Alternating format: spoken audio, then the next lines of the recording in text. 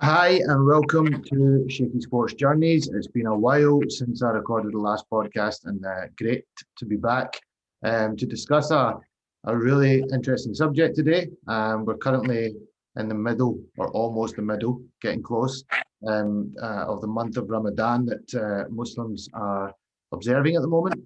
So today I've brought together a great panel of guests to raise some awareness on Ramadan.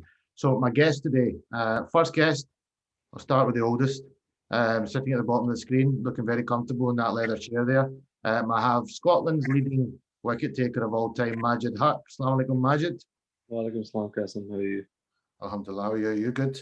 Yeah, You're not looking too very comfortable, mate. You're looking very comfortable. just chilling. Um, Next, I will come to Majid, off spinner, and coming to the top of the screen, fellow off spinner, ex Yorkshire County Cricket Club off spinner. I believe England under 19 World Cup captain as well. I say assalamu alaikum to Azeem Rafiq.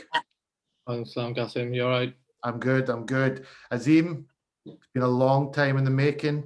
I've been chasing you to get on the podcast for a while now, so it's good to finally have you. And it's I appreciate your time. And last but no means least, we have recently signed for the Sunrisers, Scotland current national women's team player as well. And it was remind me when I introduced you after who it was you played for last year in the 100, because sometimes I get confused. But assalamu alaikum to Abtaha Maqsood. Who was it you played for? Walaikum salam. It was Birmingham Phoenix last year. Birmingham Phoenix, the team that unfortunately got knocked out in the semi-final and didn't make the final, like the last time I said when we were on a podcast. Yeah. At least I got that right this time, Abtaha. So you're in London just now?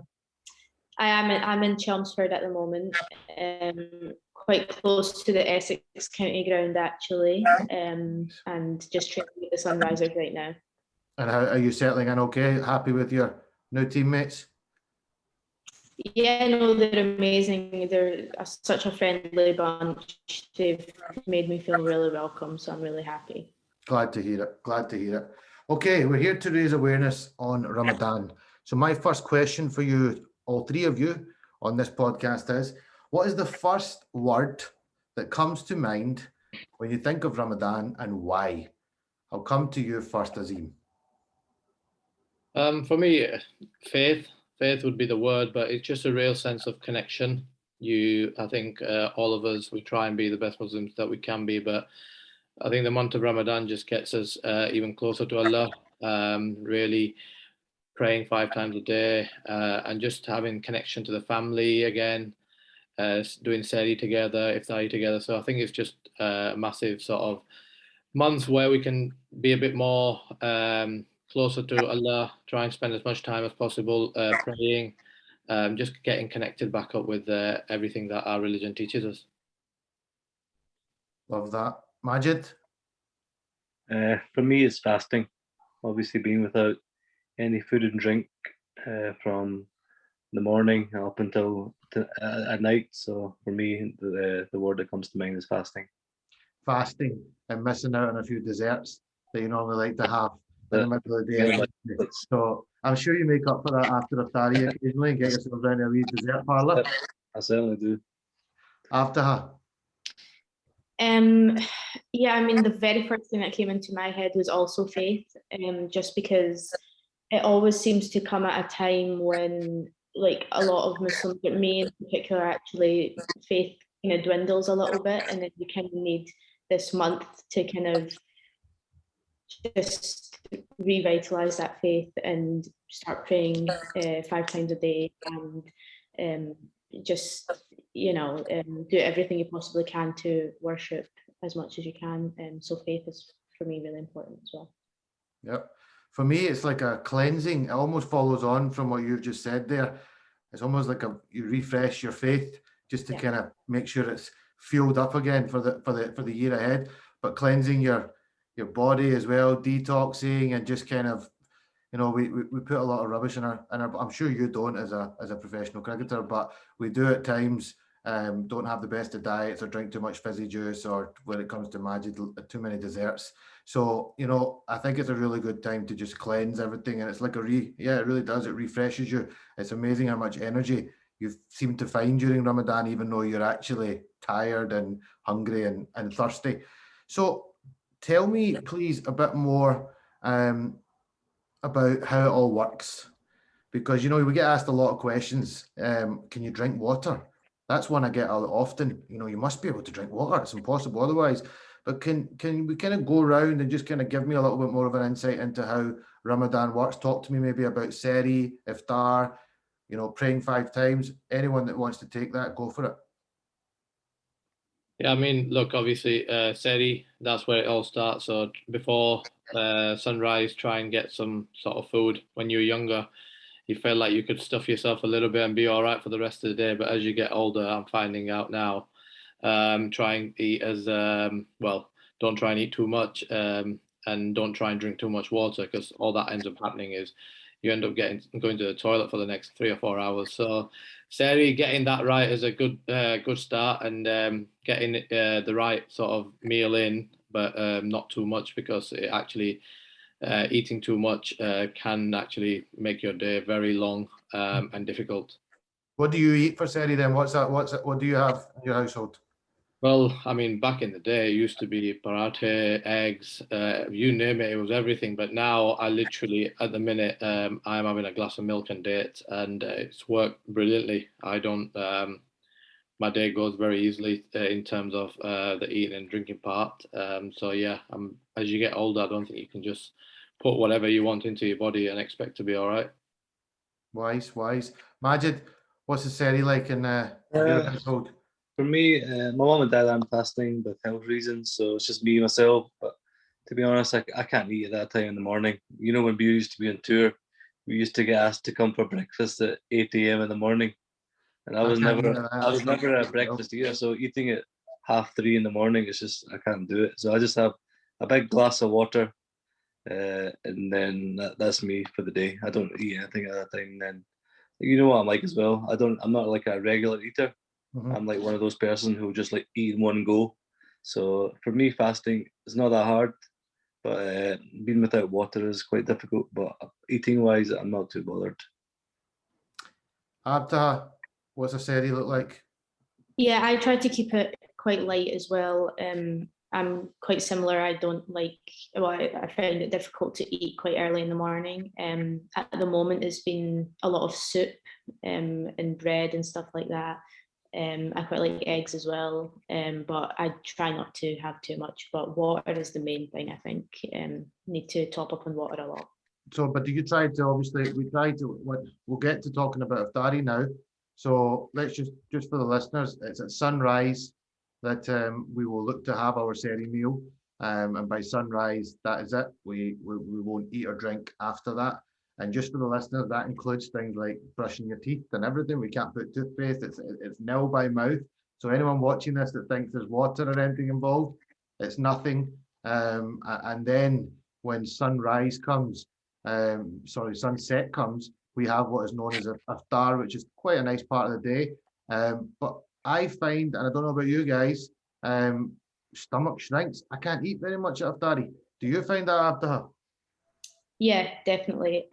That's actually something I was out with my Sunrisers teammates the other day for Iftari actually, which was quite nice. And I told them after I had finished, I'm completely full. I can't have any more. And they all kind of just looked at me like, you've not had any food for the whole day and you're telling me that you're full. But you're right. Like your stomach does shrink and you can't really have too much at the one time. So I try to like space it out a little bit. So I have some as soon as you break your fast and then wait maybe an hour or so, have a little bit more. So I try not to have too much at the one time. And then obviously after we open the iftari, I think we all probably start trying to drink fluid, water from then on as much as possible. So you are rehydrating yourself, because at Seri time, as we've just discussed, you can only really put so much in your body. So you probably are all we all collectively probably drink quite a lot of water through the course of that. Now, this month is obviously a very spiritual, holy month for Muslims. It's an opportunity to, top up your good deeds and, shine in this month, be the best version of it that we can be. Tell me about some of the good deeds that Muslims will look to carry out during the month of Ramadan, Majid? Obviously, for me, it's just being really respectful of other people. Obviously, the way you speak to people as well is very important. Other deeds as well. You read the namaz, you read the Quran. As Azeem said, it's a good time to meet up with family during iftar. So for me, that's about 5 or 6 of the main things that I try and do during Ramadan. Azeem? I think Majid Bhai said them all. You try and, try and read the Quran, 5 times prayers, charity, try and give as much to charity, try and help other people out. It's, as a Muslim community, the one thing we are very, very good at is the charitable causes and helping each other out, and try and spend as much time with family as possible. It's just a month where it can be so peaceful, and just reconnect. As I said at the start, for me, it's a great moment to just have that moment. When you're younger, you spend a lot of time, like, Seri with your siblings and stuff, and iftari, and then we get lost in the real world a little bit. And this is a nice month for that, and something I treasure massively. You mentioned something there, charitable, which is obviously very important to us and at the forefront a lot of the time of our religion, and we're always looking to do charitable deeds. Something that comes to my mind though at this point is why we fast, and I've always felt that we fast. A big reason for me is to kind of appreciate what we have, i.e., in about half an hour's time, we will all break our fast. We will all have water. We will all have food. We will all have pretty much whatever food that we wish to have. But then it does make you think about those less fortunate around the world, some of which don't even have clean water to drink. They don't know where their next meal's coming from. Do you think about that, Abtaha, during the month of Ramadan when you are fasting? Yeah, definitely. I think that's the main reason for me as to why I fast, is just appreciating what I have. And it's not just food, like literally everything. When you're literally starving yourself, it's not just the food that you think about. I've got shelter, I've got family, I've got so many things that I should appreciate in life. And yeah, I think for me that is one of the most important reasons. Yeah. No, I agree. It's a humbling experience. But like I said, we do have a feast waiting for us at the end of the day, alhamdulillah, where some people don't. So, we have to always keep that at the back of our minds. Tell me about the toughest fast. Try and think back right now. Tell me about the toughest fast you've ever had and why it was so tough. I'll come to you, Azeem, first. I think a few years ago when we were in the middle of the summer, there were some tough days, because the hardest thing was actually, because I think it was like 2:30 in the morning till like 10. Yeah, it was long. Something, and it was like when you actually, as we talked about, iftari, you go in thinking, oh, I'm going to eat everything. You eat, literally have 2 bites and you can't eat anymore. So that, and then in that time when we were fasting, was we couldn't even have another meal or have too much, because you literally then you go to Tarawih, and before you know it, it's Seri time again. So then couple of years, I think it was 2-3 years ago. I can't remember a specific one, but that was incredibly challenging. You just mentioned something there, Tarawih, which is night prayers for Muslims during the month of Ramadan. We look to go to the mosque all 30 nights. That's quite challenging, Majid. When you fasted all day, and the night prayers we're talking about, it's like a couple of hours that you go and you stand on your feet and Muslims pray. How do you cope with that challenge? Obviously, after eating as well, I'm different to Abtaha and Azeem, but I can't eat much, whereas I'm completely opposite. I'm starving. I can eat 4 kebabs, 4 roast chicken, 2 rotis, and salad. So I'm completely different to that. So I'm absolutely stuffed after I've eaten around about 9 o'clock. And being honest, I'm not going to Derby. I'm just reading the Namaz at home at the moment. Okay. So yeah, for me, I think it's very, obviously Derby is very long. You were at Central Mosque as well when the Maulvi was saying we should be complaining about standing on our feet. A lot of older 60, 70-year-olds. Yeah, men standing there, and we more than grown as 16, 17-year-olds. We're young, so we shouldn't be complaining about standing on our feet for an hour reading namaz around about 10 o'clock.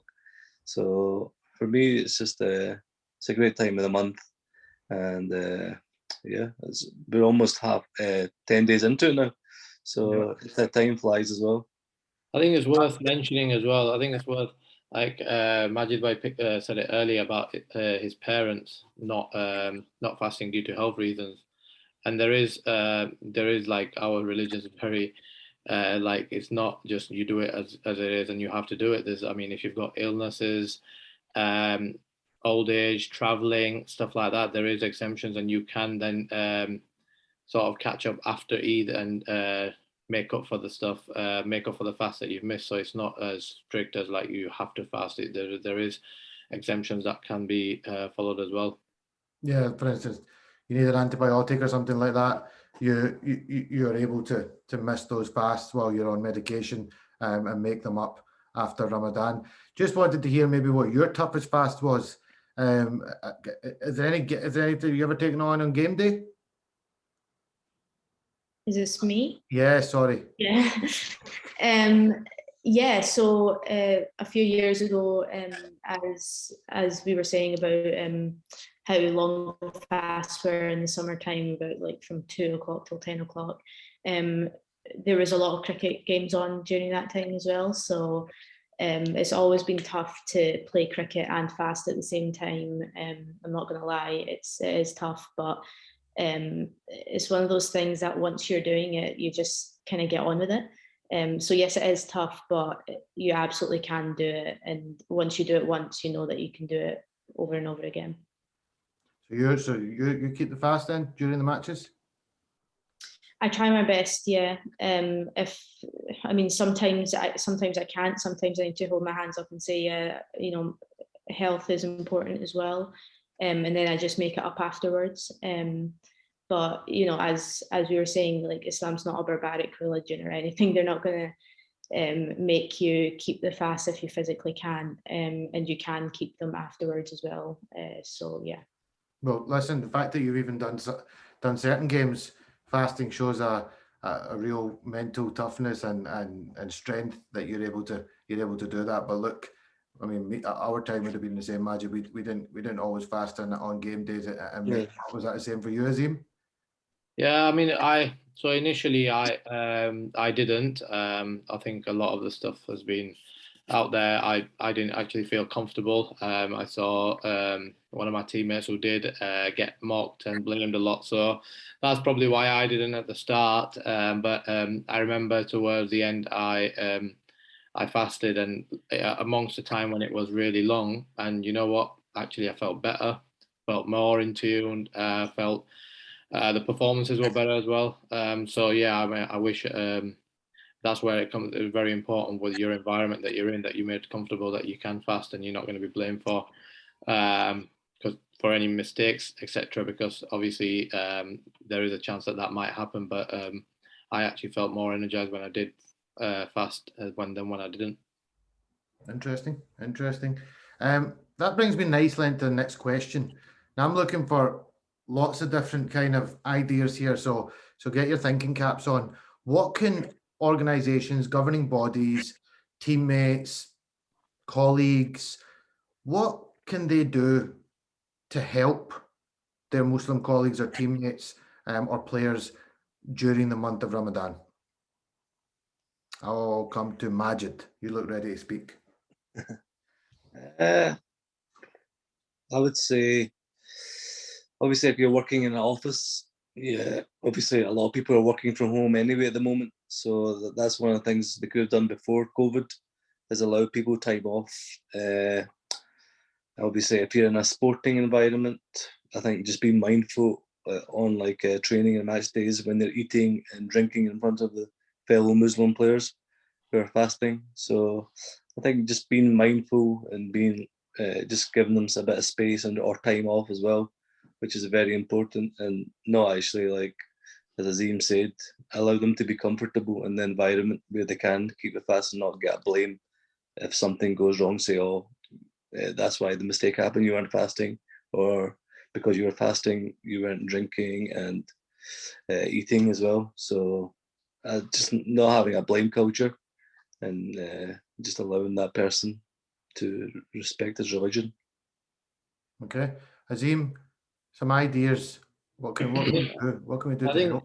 I think it's well, first and foremost, it's an understanding that Ramadan and fasting is more important than playing cricket, and understanding that and trying to create our sort of that month around what we need.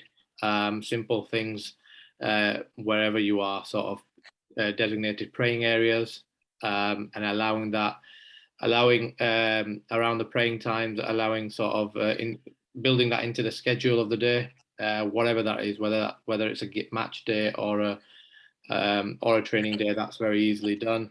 Sort of if it's offices and stuff, working from home, alternate working times, that being up in the night, having meals, or maybe starting a little bit later, that sort of stuff, and then having a real understanding around performance as well, whether that be in a cricket environment or an office or anything. If there is a dip, having understanding that that's acceptable, and making people feel that that is acceptable.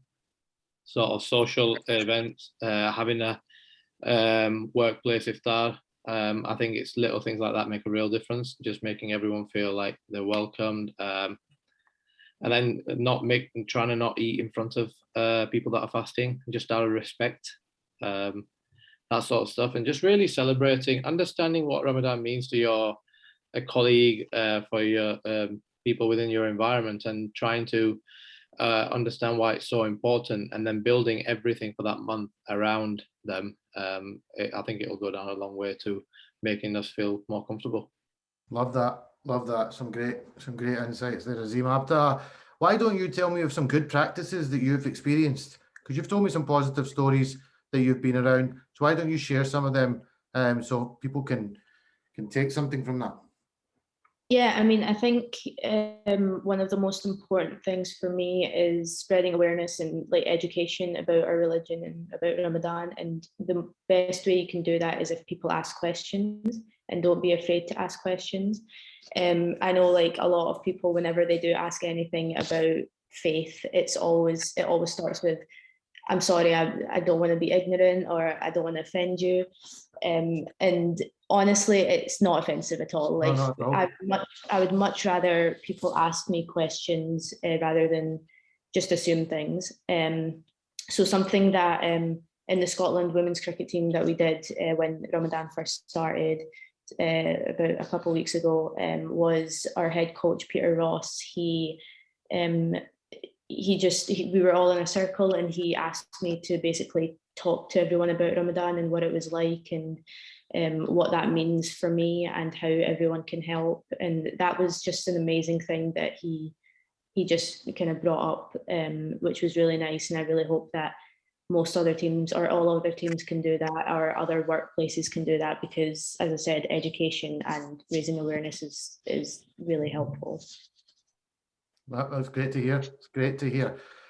I want to share a story myself just now. So I've just started a new role with Volunteering Matters UK, and it's been quite surreal. The experience I've had so far. Only within 2 weeks of joining, my second or third day, I was contacted by one of my colleagues, a Muslim colleague, who asked me to come into a Muslim group if I liked to, because they've been tasked with raising awareness and running sessions to all the other employees. Now you're talking about a national workplace here. There's hundreds of staff, and what we're actually doing is we're running workshops for an hour where people can just log on in their lunch, and we're basically going to do different presentations on Ramadan and what it entails, and what we do as Muslims. And the response from the colleagues has been, we've already done a diary. 4 or 5 of us have made little clips to send around the rest of our colleagues, and already I've had a really nice response from colleagues just saying, really looking forward to this. Thank you for the diary. Learned so much that I didn't know. And this is not just for Ramadan at the moment. They are focusing on Ramadan, but they're also going to be focusing on all the other religious festivals. And this is something I feel is very important, that we embrace and we learn and we educate ourselves on all different religions and beliefs, because it only might take one teammate to be from a different background, and we don't learn about them, and they maybe don't feel included in the environment. So to hear that you're getting the chance to share that with teammates, Abtaha, is great. Love to hear that. But yeah, for me personally as well, shout out to my employer, Volunteering Matters. I think it's great that they're running these workshops. It's something I've never experienced before in the workplace or in a sporting background. As a kind of finishing points then, what would your message be to fellow Muslims and to, non-Muslims out there, on what, just anything on Ramadan that you wish to share, and how we can all evolve to become better on these subjects? Any, many, miny, mo, catch the baby. Azeem, it's you top left. Yeah, I think it's just, look, it's a month of peace. There's some beautiful things about our religion. There's a lot of things with our religion, scientifically really good as well. In terms of Ramadan, it does cleanse, it does physically help us. The praying times, the movement for our joints and stuff. So get to know. I think the thing that Abtaha said is, I think it's so important. Don't assume, just ask. We don't take offense to people wanting to learn. So yeah, it's just a beautiful month. If you have someone that is within your workplace or your colleague or anyone that you know, that is fasting, little things really matter. A Ramadan Mubarak, or when Eid happens, Eid Mubarak and stuff, them little things really make a difference. I agree, Majid. I think for me, it's time where people can reset their life. Is that month of Ramadan. So for me, anyone who's struggling out there, don't think it's never too late to get back to your religion and your faith. So yeah, for me, it's never too late to reconnect with Islam again. Abtaha? Yeah, once again, just going to reiterate, just ask as many questions as possible, and we're always learning every day, and don't be afraid to ask us. It's not offensive at all, and I would obviously love to answer any questions that anyone has. I want to echo that. That's such an important subject. It's so true. People feel like they can't ask. What you said is so true, Abtaha. When somebody asks you a question, they always say sorry, and there's no need to apologize. We choose to fast as Muslims. We choose to observe the month of Ramadan, and we love to share a little bit more about our religion and faith, whatever it is that you want to ask. No question's a silly question. If it's something that's needs ticked off or you want answered, just ask the question. As long as it's done in a respectful manner, I'm sure any Muslim would be happy to answer it. I want to give a big thanks to my panel of guests for joining me, Azeem, Majid and Abtaha, all great people who have done some wonderful things in the game of cricket. We're all a big fan of you now, Abtaha. You're the superstar, so we're following you closely with what you're going to do this season with the Sunrisers. And yeah, just enjoy the rest of your Ramadan. Spend time with the family, as Azeem has highlighted, such an important time to spend time with family. And yeah, I look forward to catching up with you maybe after Eid, where we can have a big lunch in the middle of the day. That's always a good feeling. The first day after Eid, I always like eating lunch again. It's a nice feeling. But thank you guys. Thank you for coming on. I appreciate it. No problem. Thank you. Thanks, cousin. Take care.